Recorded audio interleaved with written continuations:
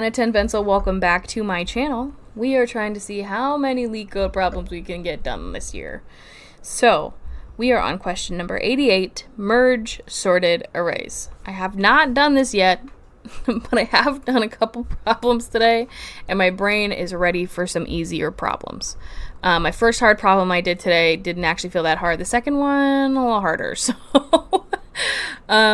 okay. So let's go ahead and jump into this here. I have not read through this yet, but I am hopefully going to read it through 2-3 times with you guys and see what we can conjure up. So again, the solution is in Python. If you're not looking for a Python solution, this is not your video, however, maybe at a later date. So you are given two integer arrays, nums1 and nums2, sorted in non-decreasing order, and two integers m and n, representing the number of elements in nums1 and nums2 respectively.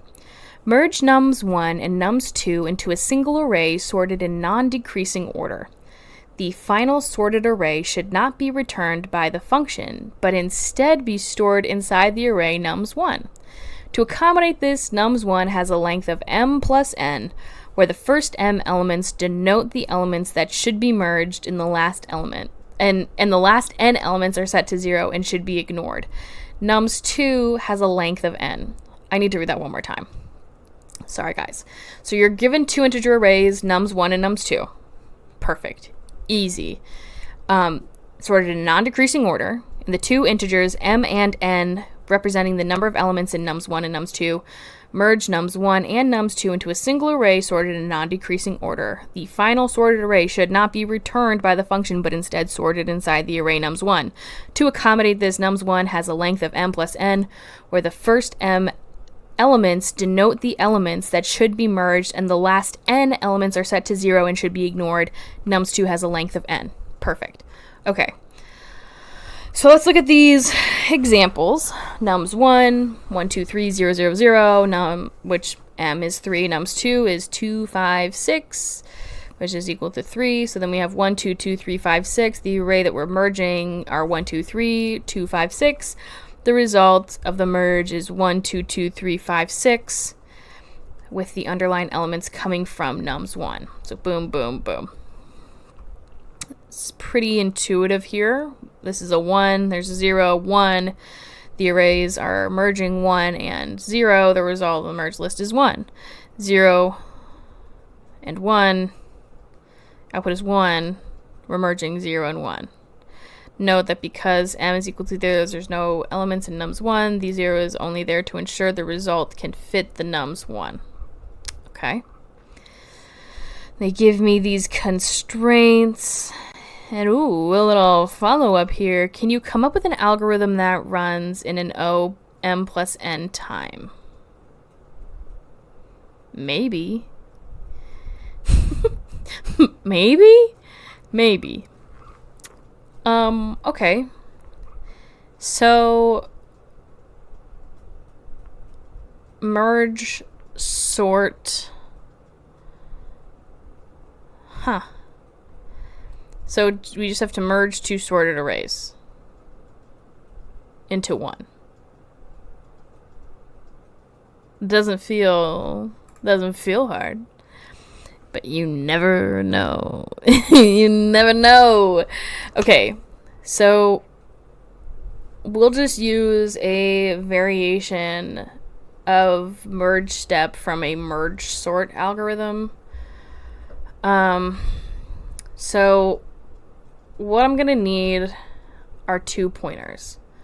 One for nums1 and one for nums2. So I'm gonna have pointer 1, pointer 2, and pointer. So that is going to be m minus 1, n minus 1, m plus n minus 1. So pointers for nums1 and nums2. Then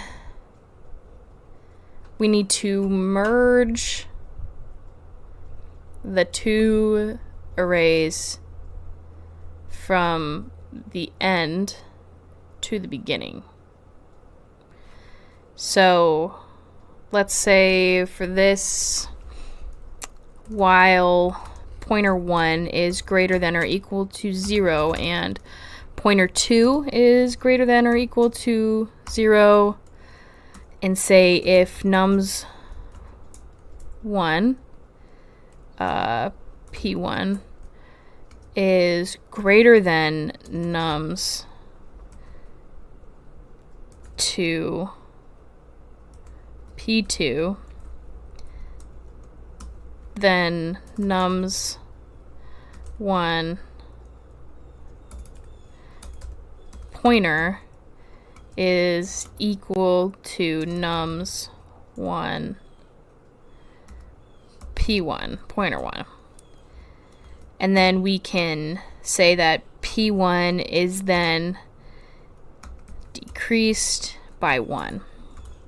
Else, we take the nums 1 pointer, and if that is equal to the nums 2 pointer 2, then p2 is decremented and the pointer is decremented. Yeah. So we work backwards from the end of both arrays and move the pointers of p1 and p2 just kind of around as we need to. So if there are any remaining elements then in nums2, then we just need to copy it over. Oh, right? So I'm going to say any remaining items in if pointer 2 is greater than or equal to 0, then nums 1 p equals nums 2 p2, which p2 then decrements and p then decrements. I'd say that's pretty easy. Like, that's a pretty easy solution. Let's run it and see.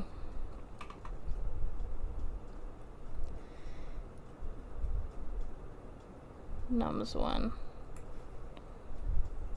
What am I looking at? Nums 1, p, nums 1, p1. Duh.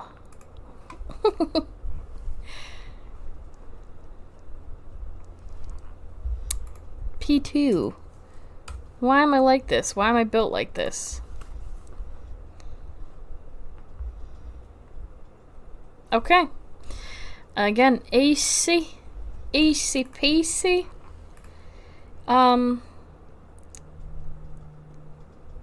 Yeah, so this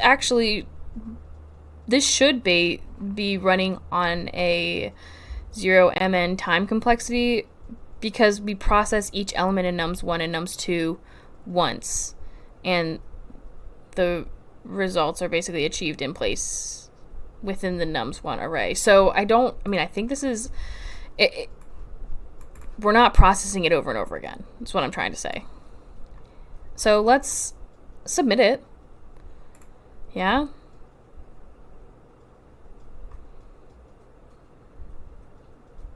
Oh, but it didn't do that good.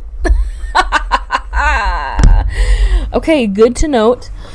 So maybe that wasn't the right thing. More challenges. Yeah, okay. This is what I was talking about in the other video of things I want to work on.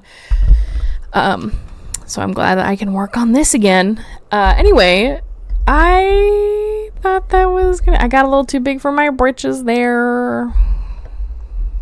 We're not going to talk about it. We won't have to talk about it. Anyway, I am going to think about this. I'm going to ruminate on this.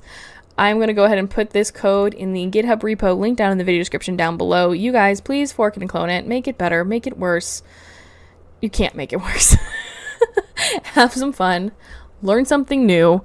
I am going to not get so cocky again. It's coming after these hard ones and going to the easy ones. It always just like boosts my ego just a little too far. I should have taken more time and thought about that. Anyway, Thank you guys so much for watching. I will see you guys in the next video. Goodbye.